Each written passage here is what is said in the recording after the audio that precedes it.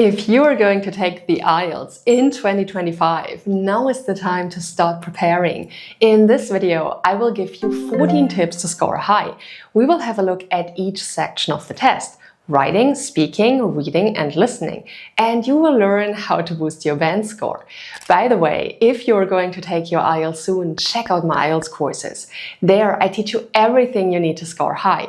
I show you step by step how to give high scoring answers. And of course, we do many practice tests together, so you will feel confident for your test. You can find the link to my courses in the description box. And now let's get started. First, if you want a high IELTS band score, you must know what you will find on the test. Before your test day, be sure to learn about the 4 sections: reading, listening, writing and speaking. Know the types of questions you will find and develop a strategy for using your time wisely. Many IELTS test takers think that knowing English is enough, so they don't have to practice for the test. This is a huge mistake. You must know what the IELTS examiners give you points for in order to score high. So how do you learn about the IELTS? First, check out my videos about the different sections of the IELTS. Once you're familiar with the test structure, take lots of practice tests. Go through some slowly, trying to answer correctly and learn the structure. You can find lots of practice tests on my channel, where I teach you strategies on how to find the correct answers quickly. I've put the links below. Next, I will give you a few tips for IELTS writing and speaking. A super important point is to keep it simple. What do I mean by this?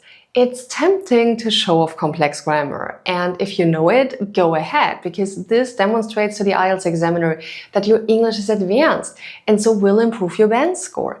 But don't use idioms and expressions you don't know well.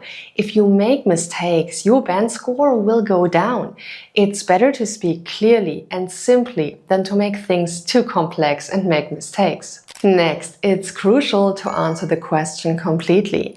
You must give examples and reasons for your ideas in both the writing and speaking sections.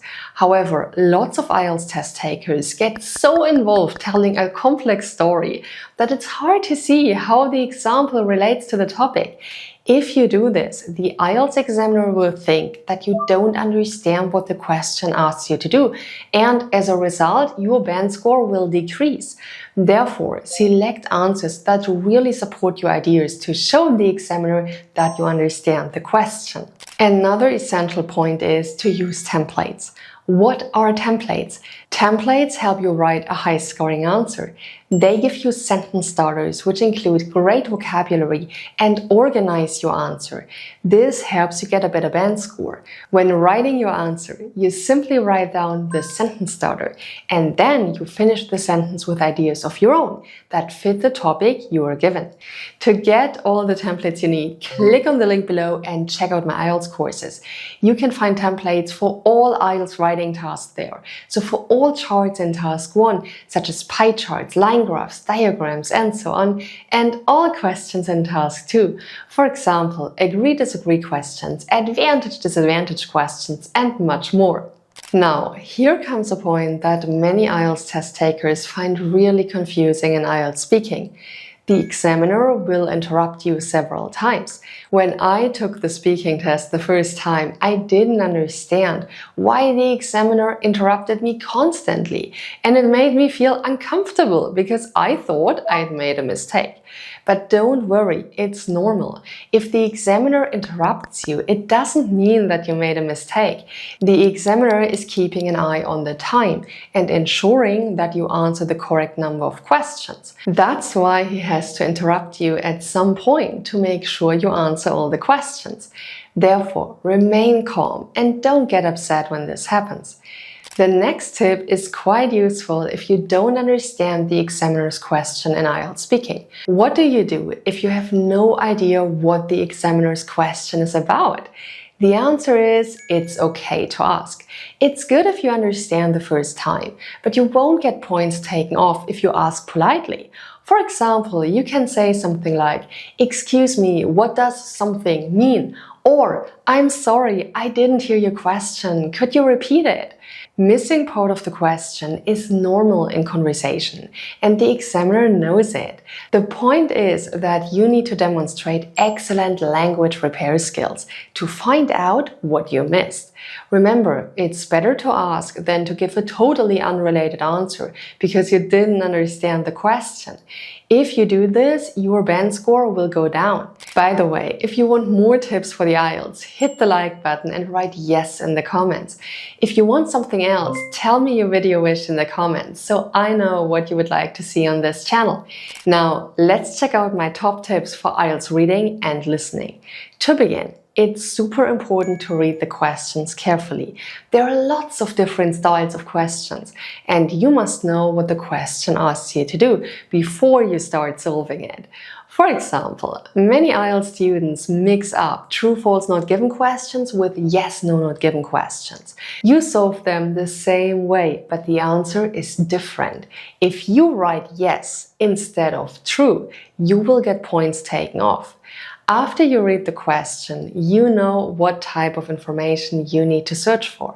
It will help you focus during the reading and listening sections, because you don't have to try to remember the entire text. You only need to remember the information that you need to answer the question correctly. Next, make sure you write the correct number of words. Some of the questions include directions such as write no more than 2 words or numbers. That's really important. If you write the wrong number of words, even though the answer is otherwise correct, you will get it wrong. For example, if the question says, write no more than 2 words or numbers, then $19.20 is incorrect. That's 5 words. By contrast, $19.20 written in this way is correct. But it is $19.20 is incorrect because that is 2 words and 1 number. If you're confused now, check out my video about how to count words and numbers in the IELTS. By the end of this video, you will know exactly how to count correctly in your IELTS test. The link is below. Now, let's imagine you don't know an answer. What do? You make your best guess. Don't leave any blanks on your answer sheet. You may be wrong, but you won't get any points off for being wrong. On the other hand, you may guess correctly. That extra point might be enough to boost your score to the next level. Next, here comes a crucial tip for IELTS listening. Set the volume higher than you would normally listen to a conversation or music. I always do this when I take the IELTS listening test, because for me it's easier to understand the speakers if I turn the volume higher. You don't want to miss information if a person says something a bit more quietly.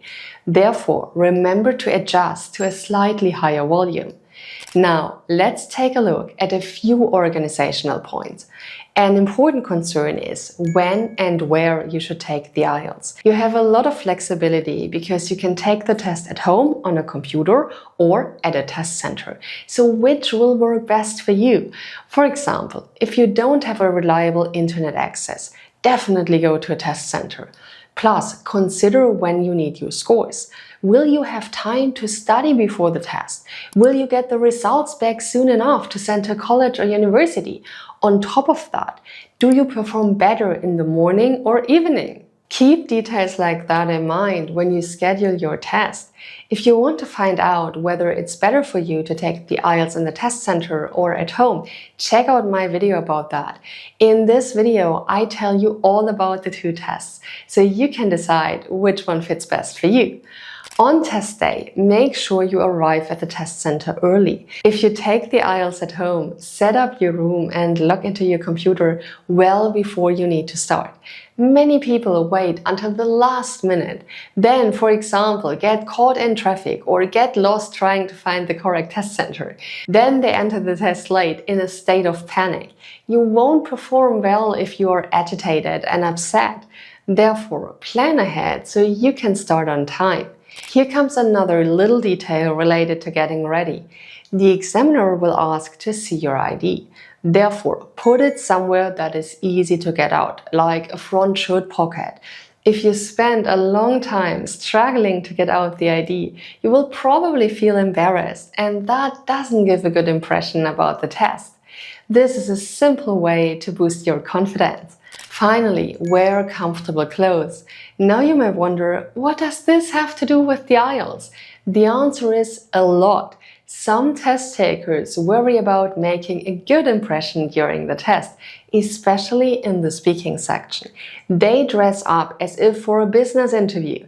Well, most business clothes are not very comfortable, especially if you're not used to wearing them.